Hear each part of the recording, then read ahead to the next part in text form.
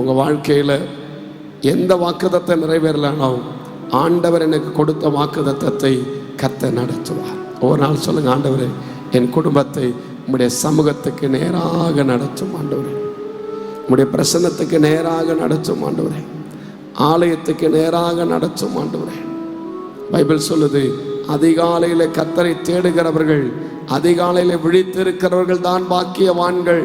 யாரெல்லாம் அதிகாலையில் ஜெபம் பண்ணி அவர்கள் வேலைகளுக்கும் வியாபாரத்துக்கு போகிறார்களோ அவர்கள் பாக்கியம் பெற்றவர்கள்.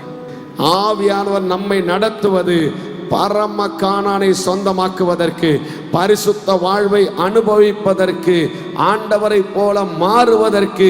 அவர் விலையேற பெற்ற இரத்தத்தை கொடுத்து நம்மை மீட்டு கொண்டார்.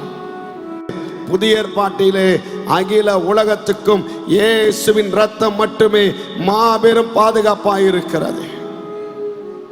அவர் இரத்தத்தை கொடுத்து நம்மை மீட்டெடுத்து, சாத்தானுக்கு அடிமைகளாயிருந்த, பாவத்துக்கு அடிமைகளாயிருந்த, நரகத்துக்கு அடிமைகளாயிருந்த, உலகத்தின் சிற்றின்பங்களுக்கு அடிமைகளாயிருந்த நம்மை எல்லாம் மீட்டெடுத்து தேவனின் பிள்ளைகளாய் கர்த்தர் நம்மை மாற்றி இருக்கிறார்.